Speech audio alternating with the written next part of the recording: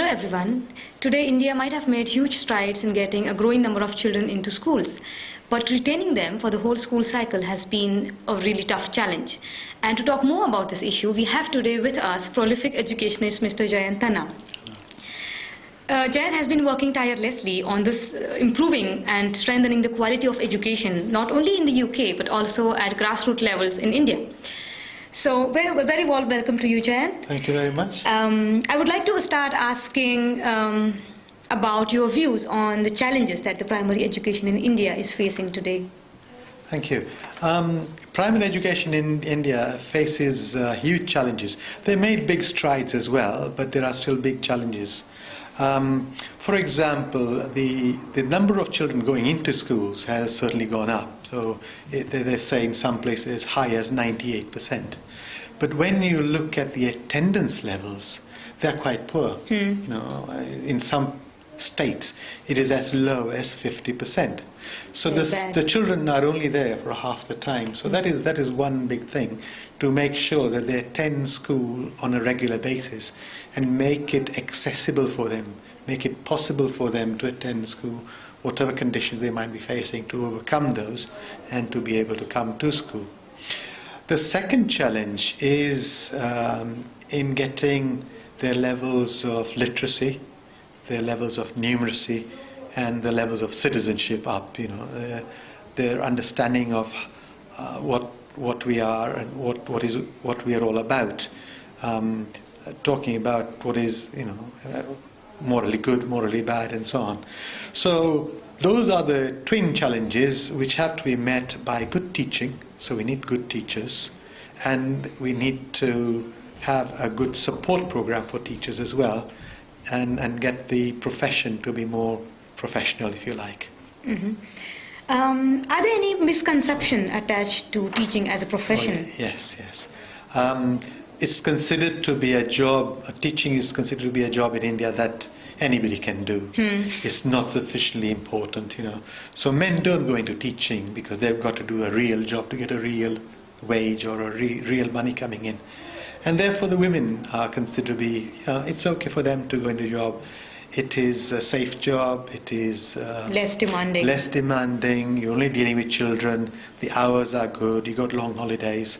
But nobody thinks about looking at the teacher in terms of their commitment to teaching, in terms of their dedication, in terms of their ability to take children from where they are to where we wish them to go to. So it's professionalizing the teaching profession that is more important, I think, rather than just saying anybody can teach. And to do that, that requires you know, more thinking. Well, you were involved in a lot of teachers trainings programs in India. If you could tell us a bit more about the programs and share your experiences. Yes, certainly. I think what I mentioned earlier is true, that in both schools I went, they're almost fully female teacher oriented, if you like. Interesting. All of them. There was one male teacher, and that was the teacher for boys, PE. But that was about it. All the other teachers were female. So it just proves my point, that unless you make teaching attractive enough for men to join, so it becomes a mainstream profession. If it's just, there's nothing wrong with women, don't get me wrong, they're very good professionals, very good teachers. But they've got other duties when they get home and so on. So then look at teaching as a profession, but as a way of earning a living in a safe environment. So the employers are quite happy to keep the wages low, and then you don't expect much from the teacher. That is the difficulty. As far as the experiences are concerned, Asian Foundation for Philanthropy sponsored me to go to Bhuj, Hope Foundation School, as well as to the Hope Foundation School in Bangalore. They were very interesting experiences. The teachers, for the first time, were able to look at their teaching in a way that they hadn't looked at it before. It was more objective. They had to look at and agree on what a good lesson should look like. And they could see where the strengths were and where the weaknesses were, and where the children were actually learning. And that is what I was trying to do, is to get them to see what a good lesson was, where the children learned something new every lesson, and what a not so good lesson was when there was no new teaching.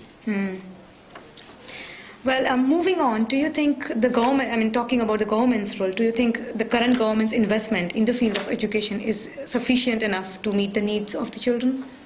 No, I think governments as a whole, state and the central government, have not spent enough money on education. They need to make education more of a priority. More funding needs to go into the infrastructure, into the buildings, into the equipment, but much more so in terms of teacher education, teacher development, and support for them, as well as support for the principals in terms of leadership and management. So even when you know what is good teaching and what isn't, you need to have some level of accountability. That is something that the head teachers are supposed to look at. So they need to be trained into looking at the quality of lessons, the quality of education that is delivered in their schools. So you need to professionalize the teachers. They need to look at the results that the children are getting. Are they getting any better? If not, why not?